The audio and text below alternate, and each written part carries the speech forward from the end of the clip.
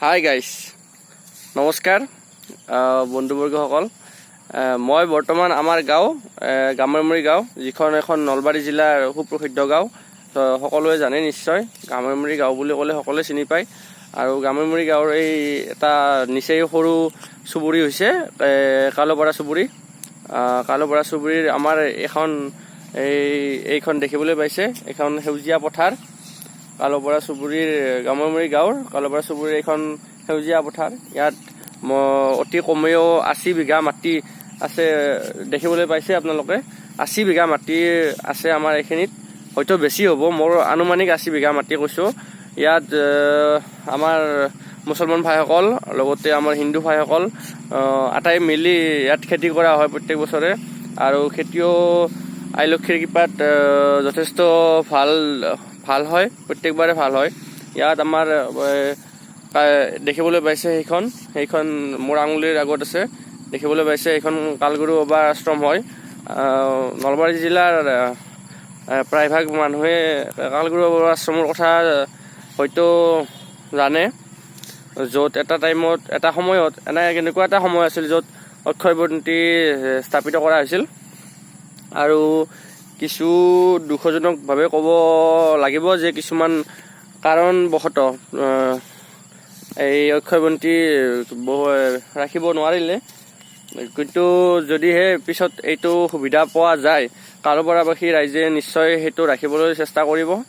আৰু আমাৰ এইখন গাঁও, এই গামৰমুৰি গাঁও মোটামুটি অতি জনবসতিপূৰ্ণ গাঁও। ইয়াত আপোনালোকে দেখিবলৈ পাব, এই যি দেখিছে এই সুউচ্চ বৃক্ষ ইয়াতে পোৱা যায়, ইউক্লিপটাছ গাছ, যিটো পাহাৰীয়া গাছ বুলি কোৱা হয়। তাৰপিছত আপোনালোকে ইয়াত দেখিবলৈ পাব এটি হৰি মন্দিৰ। লগতে আমাৰ ইয়াৰ প্ৰায়ভাগ মানুহৰ ঘৰে ঘৰে একোটা মন্দিৰ আছে। লগতে দেখিবলৈ পোৱা যায় যে এই গাঁওখন অতি শান্তিপূৰ্ণ গাঁও।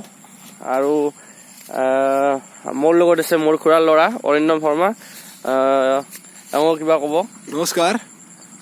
চিন্তুৱে ক'লে এই গাঁওখনৰ বিষয়ে, তো আহক। এই গাঁওখন ধুনীয়া ঠাই, বিভিন্ন মন্দিৰ আছে, নামঘৰ আছে, আৰু ইয়াৰ মানুহখিনি খুব ভাল, মৰমীয়াল। তো যোন আহে তাক কিবা খুৱাই আৰু সেই কৰে। আৰু ইয়াত দেখিছে আপোনালোকে ধান হৈ আছে।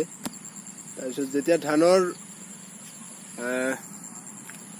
ধানটো আমি কাটিম, তাৰপিছত যি গুটি হ'ব ইয়াৰে আমি ন খাম। সকলোৱে আহিব, একেলগে ন খাম। ধন্যবাদ।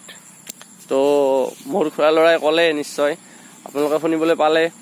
গাঁওখন অতি সুন্দৰ গাঁও। এই গাঁওখনলৈ আহক আপোনালোকে। এই গাঁওখনৰ পৰা কোনোৱে আজিলৈকে বিষাদ মনেৰে উভতি যোৱা নাই। গাঁওখন অতি ভাল, অতি সুন্দৰ। গতিকে মানুহো ভাল ইয়াৰ। আৰু ইয়াত বহুতো শিক্ষা অনুষ্ঠান আছে, দোকান পোহাৰ বহুত আৰু উন্নত হৈছে এইখন গাঁও। নলবাৰী জিলাখন সুপ্ৰসিদ্ধ গাঁও, গামৰমুৰি গাঁও। আহক ইয়ালৈ। আৰু এটা কথা, এইখন গাঁৱৰ মাজেৰে এটা নদী বৈ গৈছে, বুঢ়াদিয়া নদী, সকলোৱে জানে। এই বুঢ়াদিয়া নদীতে আমাৰ জীৱনৰ কিছুমান জীৱনটো আমাৰ কৃষক বন্ধুসকলৰ জীৱন জড়িত হৈ আছে। বুঢ়াদিয়া নদীৰ মাছ বগেৰা বগেৰা কিবা কিবি। আহক বুঢ়াদিয়া নদীত গা ধুম একেলগে। এইখিনিয়ে আৰু গাঁওখনৰ বিষয়ে কি ক'ম আৰু। আপোনালোকক জনালে যে আমাৰ এই গাঁওখনৰ মাজেৰে বুঢ়াদিয়া নদী পাৰ হৈ গৈছে। গতিকে সকলোৱে জানে নিশ্চয় যে কৃষকসকলৰ জীৱনত নদীৰ গুৰুত্বপূৰ্ণ যথেষ্ট। লগতে ব্যৱসায়িক দৃষ্টিভাৱে চালেও বহুতো উপকাৰ হয়। ইয়াৰ পৰা বহুত থলুৱা বা বাহিৰা মাছ পোৱা যায়, যিবোৰ বিক্ৰী কৰি অতি ভাল উপাৰ্জন হয়।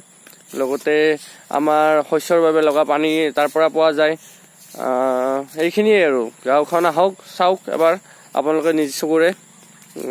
ধন্যবাদ। মই দেৱাশীষ শৰ্মা, আৰু এইখন আমাৰ গাঁও, গামৰমুৰি গাঁও।